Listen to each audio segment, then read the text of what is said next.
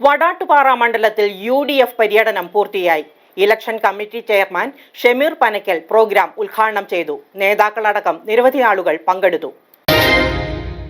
UDF സ്ഥാനാർത്ഥി ഷിബുൻ തെക്കുംപുറത്തിന്റെ മണ്ഡല പര്യടനത്തിന്റെ ഭാഗമായി വടാട്ടുപാറ മേഖലയിലെ പര്യടനം പൂർത്തിയായി. മീരാൻ സിറ്റിയിൽ നിന്നും ആരംഭിച്ച പര്യടനം election committee chairman Shameer Panakkal ഉദ്ഘാടനം ചെയ്തു. ജനങ്ങൾ UDFനൊപ്പം നിലകൊള്ളുമെന്നും കഴിഞ്ഞ 10 വർഷത്തെ ഇടതുപക്ഷ ഭരണവും കോതമംഗലം MLA പാഴ് വാഗ്ദാനങ്ങൾ നൽകി ജനങ്ങളെ കബളിപ്പിക്കുകയുമായിരുന്നുവെന്നും അദ്ദേഹം പറഞ്ഞു. UDF വടാട്ടുപാറ മണ്ഡലം ചെയർമാൻ ജോൺസൺ കാച്ചാപ്പിള്ളി അധ്യക്ഷത വഹിച്ചു.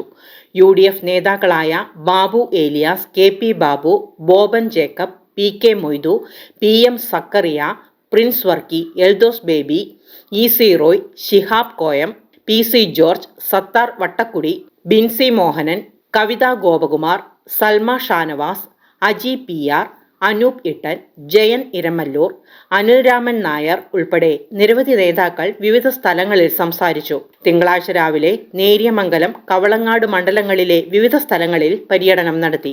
നമ്മുടെ നിയോജക മണ്ഡലങ്ങളെല്ലാം ആ നിലയിൽ തന്നെയാണ് വലിയ പ്രതിസന്ധിയിലൂടെ കടന്നു പോവുകയാണ്.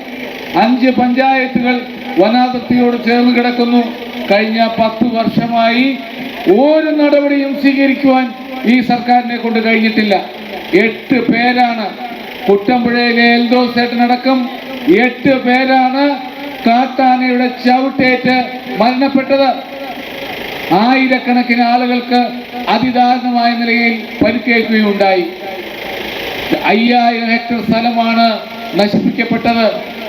നിരവധി വളർത്തുമൃഗങ്ങളെ ആക്രമിച്ചു കൊന്നു. വടാട്ടുപാറയടക്കം എത്രയോ സംഭവങ്ങൾ നമ്മൾ കണ്ടതാ. പ്രിയപ്പെട്ടവരെ, ഐക്യ ജനാധിപത്യ മുന്നണിയുടെ സർക്കാർ അധികാരത്തിൽ വന്നാൽ ആദ്യ പരിഗണന കൊടുക്കുന്നത് ഈ വന്യമൃഗശല്യത്തിന് ശാശ്വതമായ പരിഹാരം കണ്ടെത്തുക എന്നുള്ളതാണ്.